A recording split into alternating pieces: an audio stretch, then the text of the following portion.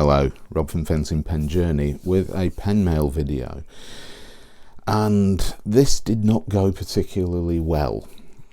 A few weeks ago I was watching a video of Chris's, who was reviewing the Kaigalu 316 fountain pen. Now I happen to really admire the Parker Duo Fold design aesthetic, and they've not stolen the design. It's a classic design, but you could say it's very similar to the Parker Duofold, and I'll show you the pens in a moment.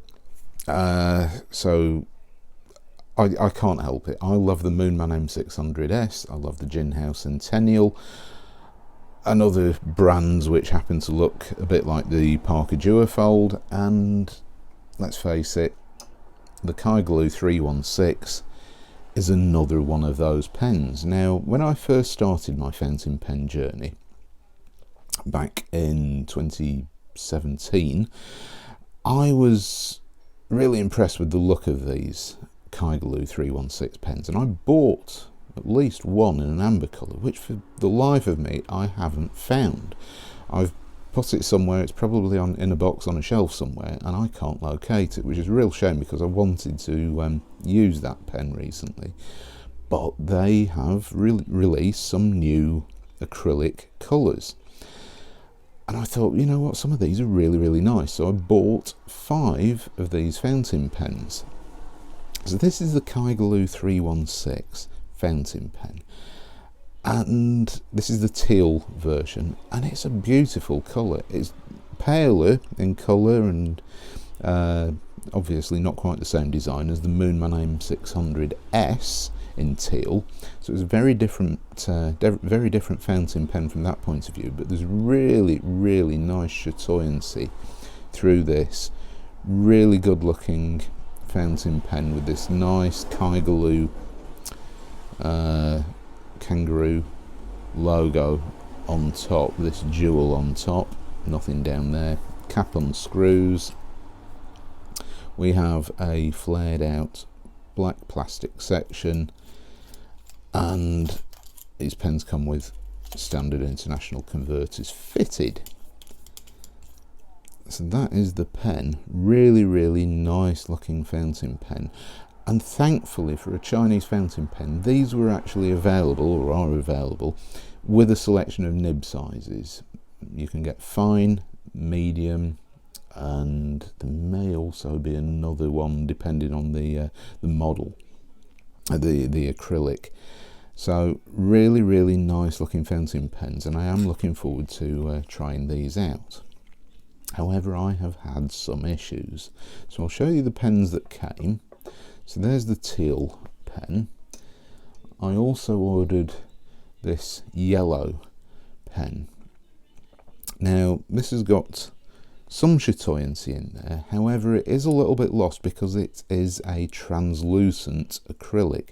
As you can see things like the nib unit inside there. Ooh, I'm screwing off the end of the barrel there. Nib unit. You can see the black plastic nib unit, you can see the converter just about inside there,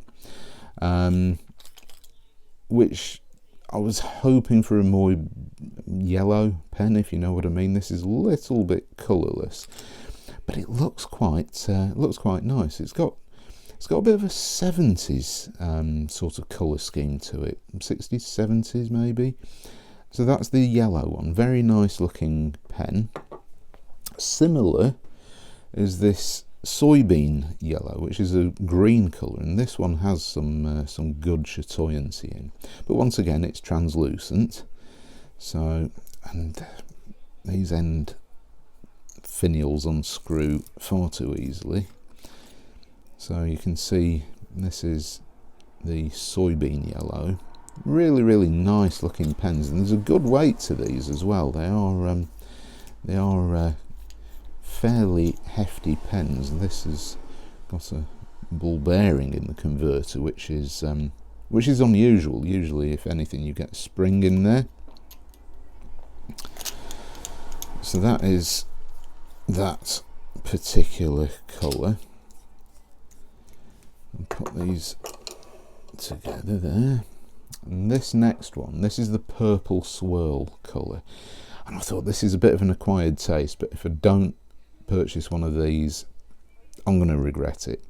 So I bought this purple swirl, and it's a mishmash of all sorts of chatoyant colours. There's silver in there, there's pink, there's purple, bit of blue, all sorts of chatoyant pieces going on in there. So that's a really, really unusual acrylic.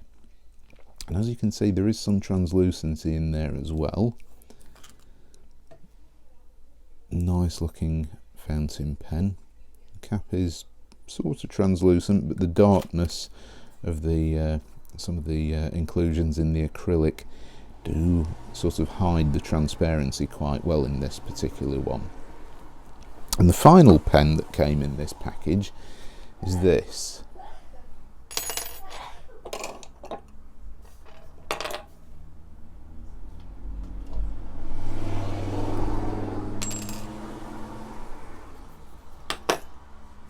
There we go, broken pen. Now this is the purple colour, and it's a very 70s looking, 60s, 70s looking pale purple. I'm just going to go with pale purple with really nice chatoyancy in it.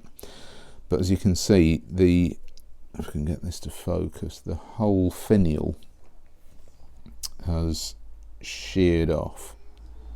So that cap is knackered. That has sheared off. That's not repairable. I mean, you could adhesive it together, but that's not a practical solution. So I messaged the seller, and I have two tales of woe in this pen mail video to tell you. So please stick around. So I messaged the seller, and they were not too quick on getting back. And they basically said, no, we can't tell that the pen's broken. So I sent them lots of photographs of the break from different angles. As you can see, you know, it is broken. And they said, no, it's okay, it's repairable. Tell us which part of the pen is broken. And I said, well, once again, it's the cap. Yes, well, we'll send you a spare part for the cap. No. The whole cap needs to be, you know, I need a new cap. This is, you know, the cap is 100% broken. And they went through various messages back saying, well, we'll get in touch with the manufacturer, we'll see what we can do. And it's like, no, you're the retailer, please can you do something about it? Either send me a new pen or reimburse me the money. And they're having none of it. So that particular seller is one of these Chinese sellers which is being a bit of a pain in the bum. So what I've immediately done now is just raised a dispute through PayPal, because eBay for a couple of years has favoured the seller. They favoured the buyer. So if you happen to be a seller on eBay and something goes wrong, everything that eBay does has always been in the buyer's favour. So it doesn't matter what you do, if the buyer wants to be a pain, you have to let them be a pain, and even if that's a detriment to your business. Now 2020, eBay has changed a bit, and it's now really difficult to raise a case on eBay. It's really difficult to report a problem as a buyer, and from my perspective, it's just a nightmare. So I just thought, you know what, I'm not getting anywhere with eBay. The seller's not helpful at all, and I'll just go straight to PayPal and raise a dispute and get my money back on this pen. So that's what I've done. Now, the second thing that happened with this particular package, these pens retail at around £13, £13.84, I think, conversion rate here in the UK. And I ordered 5.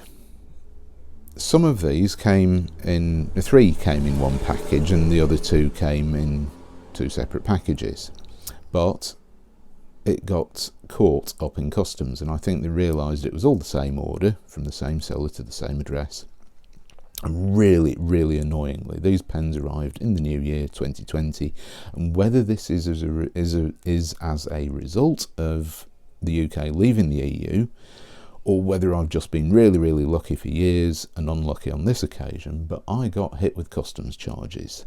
This is the first time I have ever bought anything from China, be it a fountain pen or a mobile phone or anything like that, where I've been hit with any customs charges. And it's left a very sour taste in my mouth, but not really the customs charges, more the Royal Mail handling fee. Now, bearing in mind these pens, they're not hugely expensive pens. Package cost about £54, something like that, the whole bunch of pens. And customs picked it up and said, no, there's a customs fee to pay, 20%. And honestly, the customs fee is like £2.40 or something. It was virtually nothing. It was one of these things that you just sort of say, well, okay, fair enough, yeah, I'll pay that. But the Royal Mail, because of course they deliver it, they're our postal service in the UK. The Royal Mail have a handling fee of £8. So even though the Royal Mail turn up at your address and say, here you go, here's a note, you can't have your items until you pay this fee online, and you're like, oh, what do I do with this? So I have to pay the fee to get the items. And if they don't get the items, I guess they return them to the sender, or bin them more likely with the Royal Mail, who in general are usually quite good.